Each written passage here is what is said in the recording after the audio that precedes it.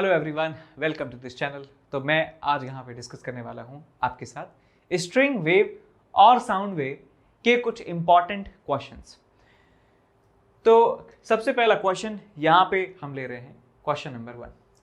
For the wave shown in the figure, the frequency and wavelength if its speed is 320 metre per second are.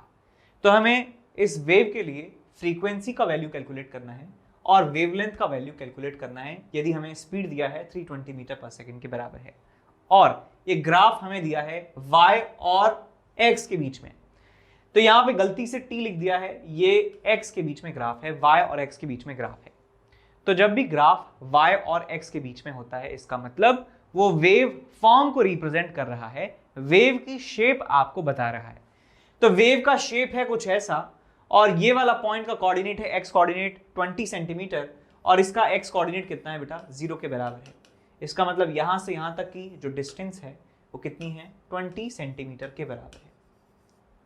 और इसमें कितनी wavelength समा रही है, देखिए यहां से यहां तक लैम्डा है, यहां से यहां तक जो है 2 लैम्डा है और यहां से यहां तक लैम्डा बाई 2 है। तो भैया यहां से यहां तक लैम्डा, फिर लैम्डा और lambda by 2, so 5 lambda by 2, 2.5 lambda किसके बराबर है, 20 सेंटीमीटर के बराबर है, 20 सेंटीमीटर के बराबर है। सो 5 से ये गया आपके पास 4 टाइम्स, 2 और 4 कितना आ गया आपके पास 8। तो लैम्डा की वैल्यू मिल जाती है 8 सेंटीमीटर के बराबर। अब हमसे स्पीड दिया है, हमसे टाइम पीरियड नहीं फ्रीक्वेंसी पूछा गया है। तो मैं एक फॉर्मूला जानता हूं, क्या एक फॉर्मूला हम जानते हैं कि जो होता है आपके पास lambda divided by time period, ये कहलाता है आपका स्पीड ऑफ वेव। या फिर इसको ऐसे लिख सकते हैं, v wave is equal to frequency into lambda. तो फ्रीक्वेंसी आपको मिल जाती है वी वेव अपॉन लैम्डा के बराबर। तो आपको मिल जाएगा 320 divided by lambda is 8 centimetre, 8 by 100 metre, 8 से चला गया आपके पास 40 टाइम्स। तो आंसर आ गया आपके पास 4000 हर्ट्ज के बराबर। सो 4000 हर्ट्ज फ्रीक्वेंसी आपको मिल जाती है इस वेव की और वेवलेंथ मिल जाता है 8 सेंटीमीटर। आंसर मिलाइए 8 centimetre and 4000 hertz, option number C बिल्कुल सही है। तो एक इंपॉर्टेंट अनाउंसमेंट आपके लिए मैं लेके आया हूँ। सबसे पहले तो बात यह है कि आस्क अ डाउट फीचर जो है अनअकैडमी वेबसाइट और ऐप पर आ चुका है, जिसमें आप 3 डाउट्स पूछ सकते हैं, एक बार में 3 डाउट्स पूछ सकते हैं। नंबर ऑफ डाउट्स का कोई लिमिट नहीं है, बट आप एक बार में 3 तक डाउट्स पूछ सकते हैं और उन डाउट्स का जो सॉल्यूशन है आप अपनी प्रेफर्ड लैंग्वेज में भी आपको मिलने वाला है। तो आप प्रेफर्ड लैंग्वेज वहां पे सिलेक्ट कीजिए, आपको उसी लैंग्वेज में आपके डाउट का सॉल्यूशन मिल जाएगा। और इस फीचर को अवेल करने के लिए, इस फीचर को यूज करने के लिए आपको क्या करना है कि अनअकैडमी की वेबसाइट और लर्नर एप्लीकेशन जो है अनअकैडमी का, उसका लेटेस्ट वर्जन आपको डाउनलोड करना है और उस वेबसाइट और ऐप पर आपको इलेक्ट्रॉनिक फॉर्म में अपना डाउट सबमिट करना है और उसका सॉल्यूशन जल्द से जल्द आपको अपनी प्रेफर्ड लैंग्वेज में मिल जाने वाला है। तो फटाफट से जाइए और आपके एग्जाम से पहले उन सारे डाउट्स का जो है सफाया कर लीजिए। इसके बाद दूसरा कि अनअकैडमी प्रोडिजी जो है होने जा रहा है, जिसमें आप 20 लाख तक का आप कॉलेज ग्रांट जीत सकते हैं।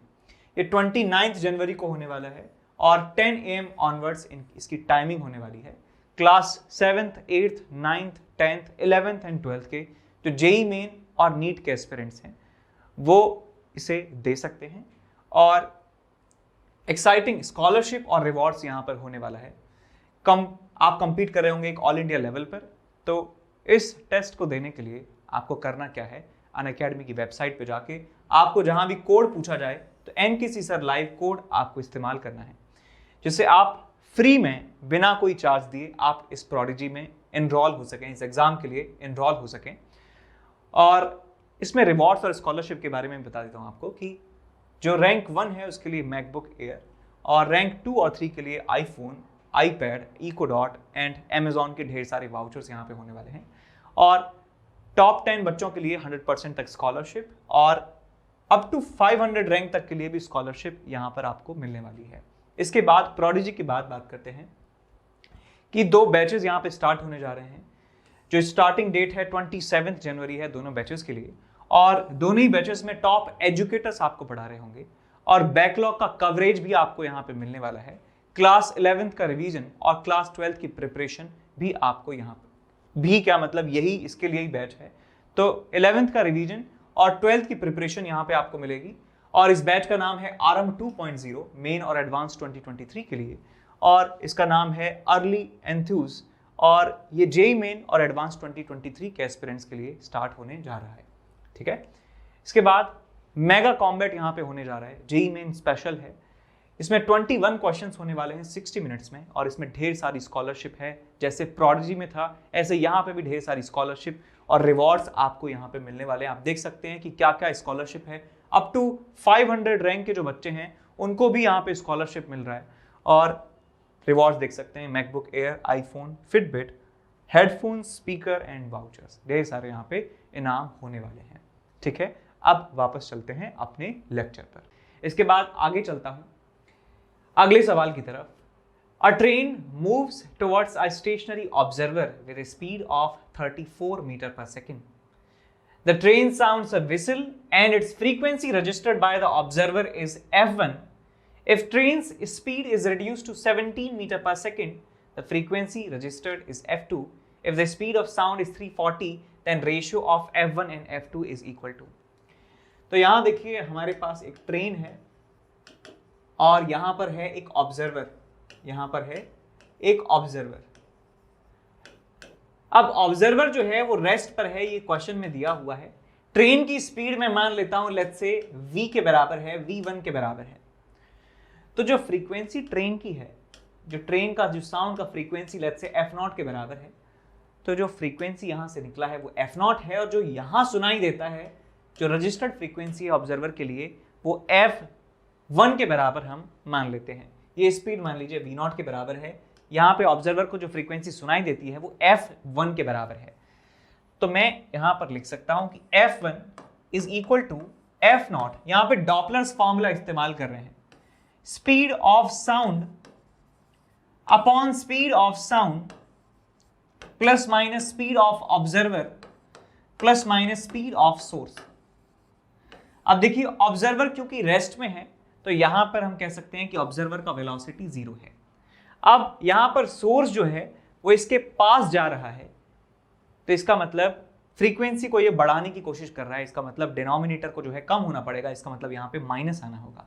तो मैं यहाँ पे f1 की वैल्यू को लिख सकता हूँ f0, और यहाँ जाएगा आपके पास 340 डिवाइडेड बाय 340 माइनस 34, ये आपके पास फ्रीक्वेंसी आ जाती है जो ऑब्जर्वर रजिस्टर करता है f1 के बराबर दी हुई है। अब जब स्पीड हो जाती है 34 से 17 मीटर पर सेकेंड, अब इसकी स्पीड रिड्यूस हो जाती है, 17 मीटर पर सेकेंड इसकी स्पीड हो जाती है, तो फ्रीक्वेंसी जो इसको रजिस्टर करेगा f2, बस यहाँ पे 34 की जगह 17 लिख दूंगा, तो आ जाएगा आपके पास answer f0 340 divided by 340 minus 17, 340 minus 17। अब बेटा f1 आपके पास है, f2 आपके पास है, आपको कैलकुलेशन करना है, आप निकाल लीजिए आंसर। f1 बाय f2 पूछा है, so f1 by f2 is equal to आपको मिल जाएगा 340 माइनस 17, ये कितना आ गया आपके पास 323 डिवाइडेड बाय आपको यहां से मिलेगा 306। अब इसको आप कैंसिल आउट कर सकते हैं 17 से इसे कैंसिल आउट कर दीजिए। कुछ हो रहा है क्या? 17 से गया 17 आपके बचा 3 13 15 17 17 मैक्स 17 17 9 गया, 19 टाइम्स चला गया 17 से। उसके बाद इसको 17 से डिवाइड करेंगे, 17 17 13 17 136, सो 19 बाई 18 इन फ्रीक्वेंसीज का रेशियो हमें मिल जाता है 18 19 19 18, डी ऑप्शन सही है। तो नेक्स्ट क्वेश्चन यहाँ पर डिस्कस कर रहे हैं। सवाल में आपको दिया है the ends of a stretched wire of length L are fixed at x is equal to 0 and x is equal to L, यानी रस्सी की लेंथ L है और जो दोनों एंड्स हैं उनको फिक्स कर दिया गया है। In one experiment the displacement of the wire is this much and energy is even, and in another experiment its displacement is this and energy is E2, then E1 और E2 में relation आपको बताना है। तो यहाँ पे आप देख सकते हैं कि जब दोनों एंड्स ऑफ द वायर को हम फिक्स कर देते हैं और वाइब्रेशन उसमें करवाते हैं तो क्या बनता है? स्टैंडिंग वेव बनता है। क्या बनता है? स्टैंडिंग वेव बनता है। और स्टैंडिंग वेव जब बनेगा तो उसका जो एनर्जी होता है ना बेटा, उसका जो टोटल एनर्जी का एवरेज होता है, देखिए हर एक पार्टिकल के पास जो है अलग अलग टाइप की एनर्जी रही होगी, तो हम एवरेज निकाल सकते हैं कि पूरी रस्सी में जितने भी पार्टिकल्स हैं उनका एवरेज एनर्जी कितना होगा। तो एवरेज एनर्जी पाया जाता है कि 1/4 m ओमेगा स्क्वायर ए स्क्वायर के बराबर मिल जाता है। m जो है मास ऑफ स्ट्रिंग है, ओमेगा उसका एंगुलर फ्रीक्वेंसी स्टैंडिंग वेव का, और a जो है उसका एम्पलीट्यूड है, जो ओरिजिनल वेव्स हैं जिन्होंने मिलकर स्टैंडिंग वेव बनाया है उसका एम्पलीट्यूड है। तो भैया यहां देखिए ध्यान से कि जो पहले एक्सपेरिमेंट में और दूसरे एक्सपेरिमेंट में अंतर क्या है। देखिए यहां पे जो k के साथ लिखा है वो π/l लिखा है, यहां पे k के साथ जो लिखा है वो 2π/l लिखा है। इसको मैं मान लेता हूं k है, तो यहां पे ये 2k है, और k रिलेटेड होता है लैम्डा से, लेकिन लैम्डा से तो कोई फर्क नहीं पड़ता है। यहां पर देखिए ओमेगा की वैल्यू ओमेगा है और यहां पर ओमेगा की वैल्यू 2 मेगा है, ओमेगा से फर्क पड़ता है। तो मैं यहां पे कह सकता हूं कि एनर्जी जो है वो प्रोपोर्शनल है ओमेगा स्क्वायर के। सो E1/E2 की जो वैल्यू है उसे लिखा जा सकता है omega 1 square divided by omega 2 square.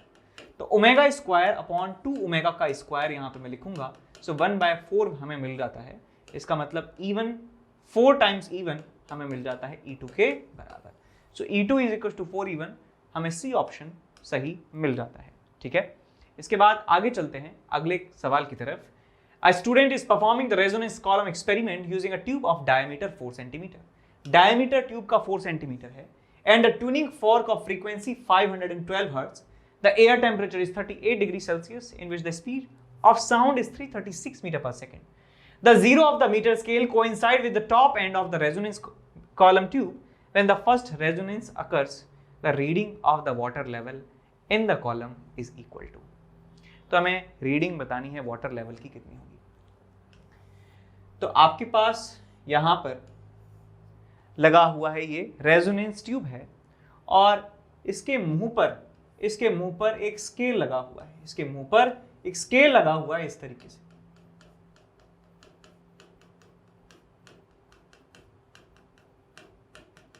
इस तरीके स्केल लगा है, यहां पे है 0। हम जानते हैं कि पहला रेजोनेंस हमें कब मिलेगा।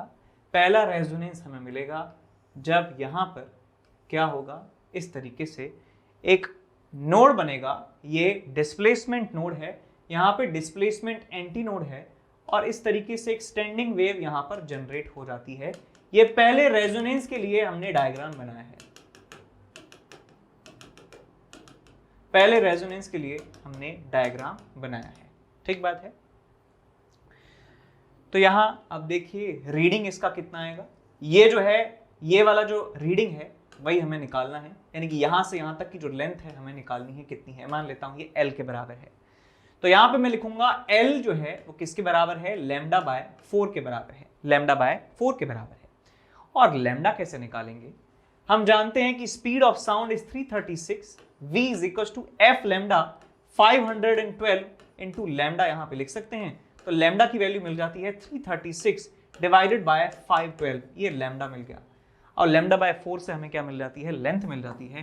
तो लेंथ हमें मिल जाएगी बेटा λ/4, यानी कि 336 डिवाइडेड बाय 512, और यहाँ आ जाएगा आपके पास 4, या आपके पास L की वैल्यू मिल जाती है। लेकिन अभी यहाँ पे रुकना नहीं है, अभी यहाँ पे रुकना नहीं है, ये फाइनल आंसर भी नहीं है, बिकॉज यहाँ पर डायमीटर दिया है कि डायमीटर 4 सेंटीमीटर है और डायमीटर काफी बड़ा है, तो हमें यहाँ पर एंड करेक्शन भी करना होगा। तो देखिए एंड करेक्शन क्या होता है कि जो एक्चुअल में वेव बनती हैं, तो इन नोड, ये जो एंटी नोड बनेगा डिस्प्लेसमेंट एंटी नोड, ये डिस्प्लेसमेंट एंटी नोड थोड़ा सा ऊपर बनता है, थोड़ा सा बाहर बनता है, थोड़ा सा बाहर बनता है। इसका मतलब जो हम L यहां से निकाल रहे हैं वो इस ट्यूब की लेंथ नहीं है, बल्कि यहां से यहां तक की लेंथ है। तो ये जो एक्स्ट्रा लेंथ हम यहां पर कैलकुलेट कर रहे हैं गलती से, ये एक्स्ट्रा लेंथ कहलाती है एंड करेक्शन, और इस एंड करेक्शन की वैल्यू होती है 0.3 इंटू डायमीटर के बराबर। अब 0.3 इंटू डायमीटर कितना है, 4 के बराबर है, यानी कि 1.2 सेंटीमीटर का हम एक्स्ट्रा यहाँ पे मेजर कर चुके हैं। तो जो एक्चुअल लेंथ है उसमें हमें क्या करना होगा, 1.2 सेंटीमीटर माइनस करना होगा, 1.2 सेंटीमीटर माइनस करना होगा। अब ये बात मुझे पता कैसे चली, 2 स्टेप में मुझे पता चली है। एक तो इसका डायमीटर जो है काफी ठीक ठाक है, 4 सेंटीमीटर डायमीटर है, और आंसर जो है वो इस डायमीटर के कंपेरेबल है। तो 0.4 0.3 इंटू डी 1.2 सेंटीमीटर, और जो आंसर हैं आंसर भी लगभग इतने अमाउंट से ही डिफर कर रहे हैं। इसका मतलब एंड करेक्शन को आप छोड़ नहीं सकते हैं, एंड करेक्शन को छोड़ नहीं सकते हैं। इसको सॉल्व कीजिए, आंसर आपको मिल जाएगा। इसके बाद आगे बढ़ता हूं अगले सवाल की तरफ। If the bulk modulus of the water is this much then speed of sound in water is equal to. तो speed of sound in water यदि निकालना है तो आप फॉर्मूला लगा सकते हैं under root of beta by rho, under root of beta by rho under root of 2100 mega pascal 10 to the power 6 divided by, आप यहाँ पे रो से डिवाइड कर दीजिए, 1000 से डिवाइड कर दीजिए, 1 2 और 1 2 यहाँ चला गया और यहाँ से चला गया 10 टू द पावर 5। तो आप सॉल्व कर लीजिए 21 into 210 into 10 raise to the power 4 का अंडर रूट निकाल लीजिए, आंसर आपको मिल जाएगा। ये 14.5 है और ये 10 टू द पावर 2 है, तो आंसर आ जाएगा आपके पास लगभग 1450 के बराबर। ठीक है, 1450। इसके बाद आगे बढ़ता हूं अगले सवाल की तरफ। The string of mass 2.5 kg is under the tension of 200 Newton. The length of the stretched string is 20 meter. If the transverse jerk is struck at one end of the string, then how long does the disturbance take to reach to the other end? इस सवाल में छोटा सा correction मुझे यहाँ पर करना है कि ये जो स्ट्रिंग है बेटा, ये हॉरिजॉन्टल प्लेन में रखी हुई है, हॉरिजॉन्टल प्लेन में ये रखी हुई है, हॉरिजॉन्टल प्लेन में रखी हुई है, ये यहाँ पर इन्होंने नहीं बताया है। तो हमारे पास एक रस्सी है कुछ इस तरीके से, और रस्सी जो है उसके अंदर टेंशन डेवलप किया गया है 200 न्यूटन के बराबर, और इसका मास जो है बेटा वो 2.5 kg के बराबर है। तो सबसे पहले मैं यहाँ पर निकालने वाला हूँ क्या, speed of wave. Speed of wave निकाल सकते हैं under root of T by mu से, under root of T by mu, mu को मैं मास अपॉन लेंथ लिख सकता हूँ बिकॉज एक यूनिफॉर्म स्ट्रिंग है। So under root of T L by M, tension is 200, length is 20 divided by mass कितना है 2.5, इसको 25 into 10 लिख सकता हूँ। So 25 से ये चला गया आपके पास 8 बार, 1600 यानी कि 40 मीटर पर सेकेंड हमें स्पीड ऑफ वेव पता चल चुका है। तो हमें पूछा गया है कि एक एंड से दूसरे एंड पर वेव तक पहुंचाने में, वेव को पहुंचाने में कितना समय लगेगा। तो यहाँ से यहाँ तक जो डिस्टेंस है बेटा वो कितना है 20 मीटर के बराबर है। तो यहाँ से आपको टाइम लगने वाला है 20 मीटर डिवाइडेड बाय 40, 0.5 सेकेंड के बराबर समय लगेगा। तो आंसर कितना हो जाएगा आपके पास 0.5 सेकेंड के बराबर। इसके बाद आगे बढ़ता हूँ अगले सवाल की तरफ।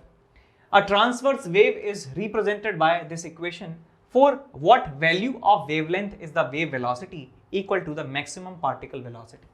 मैक्सिमम पार्टिकल वेलोसिटी के बराबर हो जाए क्या, वेव वेलोसिटी हो जानी चाहिए। तो देखिए वेव में होता क्या है, वेव एक डिस्टरबेंस है। किसका डिस्टरबेंस है, पार्टिकल्स का डिस्टरबेंस है।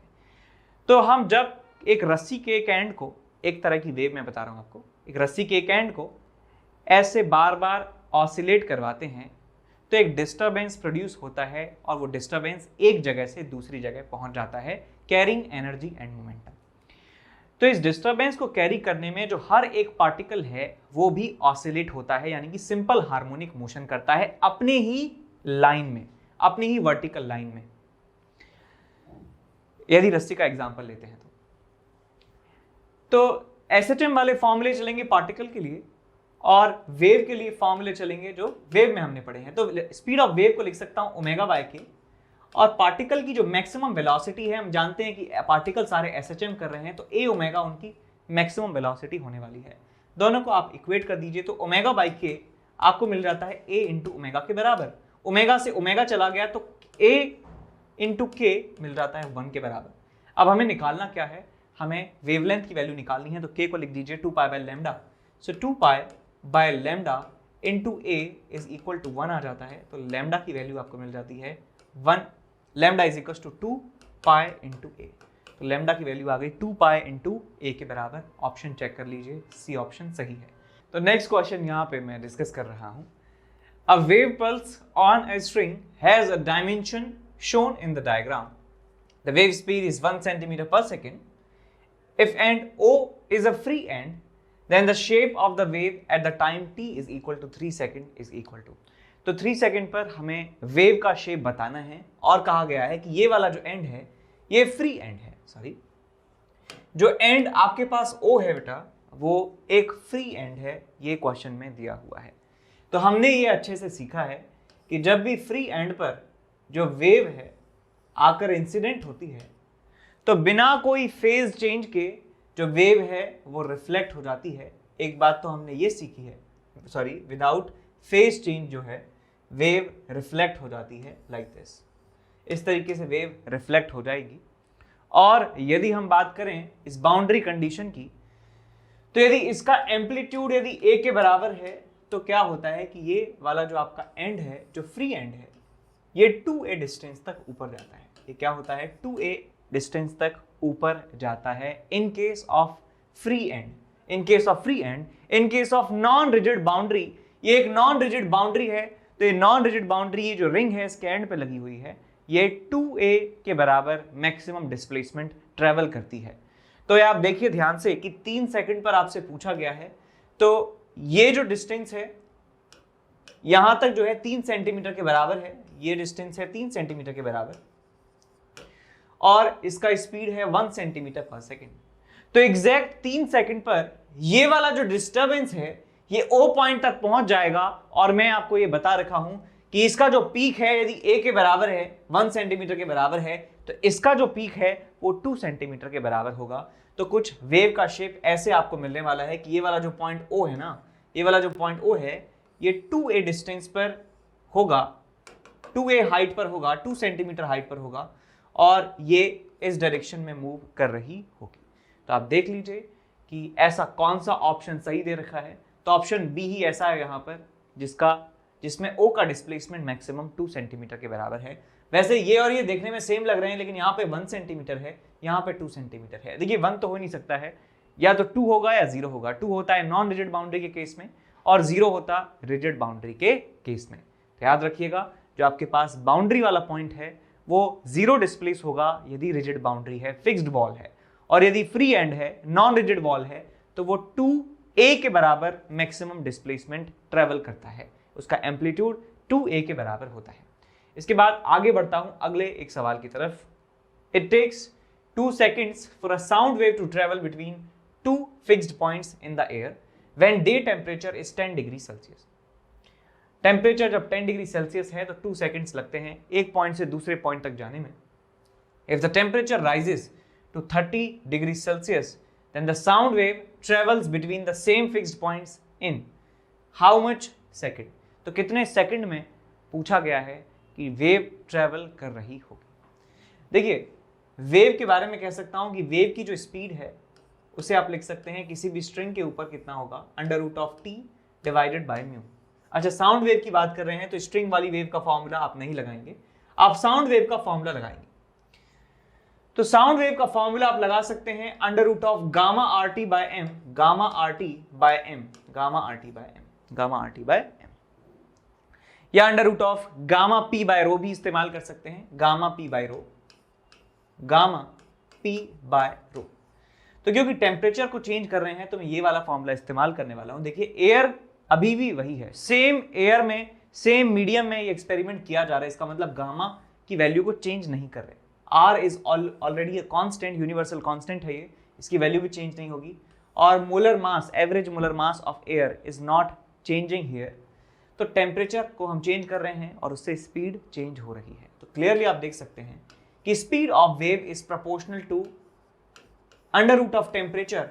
तो टेम्परेचर बढ़ाएंगे तो स्पीड ऑफ वेव बढ़ेगा, और इसका मतलब टाइम जो है वो कम लगने वाला है।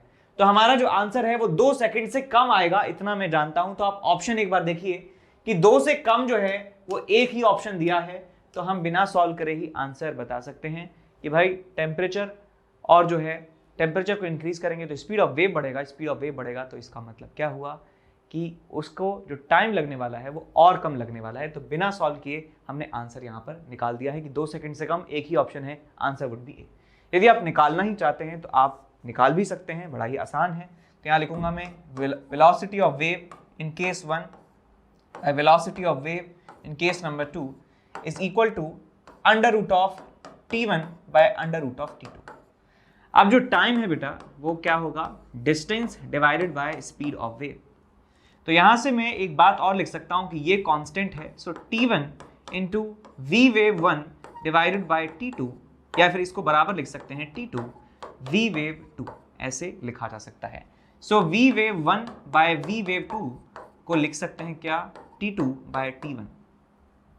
ये T2 बाय T1 इसे लिखा जा सकता है, तो यहाँ पे आप रख दीजिए इसे T2 bye T1 which is 2 seconds. यहाँ पे एब्सोल्यूट टेम्परेचर लिखेंगे 273 प्लस 10 283, यहाँ पे लिखेंगे 273 प्लस 30 इतना केल्विन में, प्लस में मतलब बस 273 प्लस 30 यानी कि कितना हो जाएगा आपके पास 303, यहाँ पे आएगा 303, यहाँ पे आएगा 283 और अंडर रूट आप ले लेंगे, यहाँ 2 से मल्टीप्लाई कर देंगे, T2 की वैल्यू आपको मिल जाती है 1.9 सेकंड के बराबर में। बात आई समझ में? तो याद रखिएगा, एक तो एब्सोल्यूट टेम्परेचर यहाँ पे इस्तेमाल हमें करना होगा। आगे बढ़ते हैं अगले क्वेश्चन की तरफ।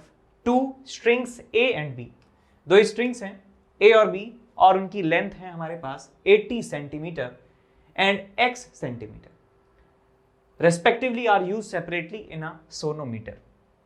The ratio of their density is 0.81. The diameter of B is 1/2 of that of A. If the string have the same tension and fundamental frequency, the value of they have same tension and fundamental frequency, then the value of x is equal to, तो हमें length बतानी है इस दूसरी string की कितनी है। तो हम जानते हैं इतना कि जो सोनोमीटर एक्सपेरिमेंट होता है उसमें दोनों एंड्स जो होते हैं वायर के वो फिक्स्ड होते हैं, और जब दोनों एंड्स फिक्स्ड होते हैं वायर के तो फंडामेंटल मोड ऑफ वाइब्रेशन क्या होता है बेटा, ये फंडामेंटल मोड ऑफ वाइब्रेशन वहां पर होता है। तो ये मैं लिख सकता हूं, ये नोड है एक नोड है, तो लैम्डा बाई 2 जो है उसे कह सकते हैं कि लेंथ ऑफ स्ट्रिंग के बराबर है।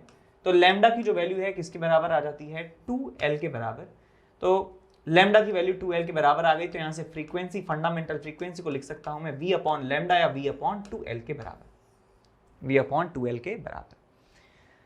अब क्वेश्चन में कहा गया है कि इन दोनों की फंडामेंटल फ्रीक्वेंसी क्या है, बराबर है। फंडामेंटल फ्रीक्वेंसी बराबर है, इसका मतलब पहली वाली स्ट्रिंग में जो स्पीड है वेव का यानी कि tension T divided by mu T by mu divided by 2L, वो दूसरी स्ट्रिंग में tension by mu divided by 2L के बराबर होने वाली है।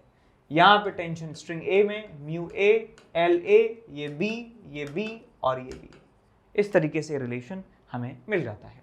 अब एक बात देखिए ध्यान से कि उनकी डेंसिटी का रेशियो हमें दिया है, डायमीटर के बारे में बताया गया है, स्ट्रिंग में टेंशन और फंडामेंटल फ्रीक्वेंसी बराबर है। तो TA से TA चला गया, 2 से 2 चला गया और टेंशन चला गया। बात करते हैं यहाँ पे म्यू A की, यानी कि मास पर यूनिट लेंथ की बात करते हैं। तो ये हमारे पास स्ट्रिंग है बेटा, इसका मास मैं लिख सकता हूं डेंसिटी इनटू वॉल्यूम को लिख सकता हूं मैं area of cross section into इसका लेंथ L, ये आ गया आपके पास मास आ गया है टोटल, डिवाइडेड बाय लेंथ से डिवाइड कर दूंगा तो L से L चला गया, तो म्यू की वैल्यू आपको मिल जाती है रो इनटू A के बराबर। और एरिया को मैं क्या लिख सकता हूं, rho into pi d square divided by 4। तो म्यू को लिखा जा सकता है, mu is proportional to rho D square, इसे लिखा जा सकता है। तो आई होप आपको अब समझ में आ गया होगा कि कैसे इस सवाल को सॉल्व करना है। करूँ क्या सवाल को सॉल्व? आई थिंक अब आप कर लेंगे। यहाँ पे म्यू ए है, यहाँ पे म्यू बी है, तो इसे आप लिख देना 1 upon L a under root of mu a is equals to 1 upon L b under root of mu b. ठीक है, ये आपको रिलेशन मिल जाएगा। Mu a by mu b का रेशियो आप यहां से निकाल सकते हैं और एल ए आपको दिया है, एल बी आपको निकालना है। अब सवाल को सॉल्व कर लीजिए, आंसर आपको मिल जाएगा। अब यहां से बहुत आसान है।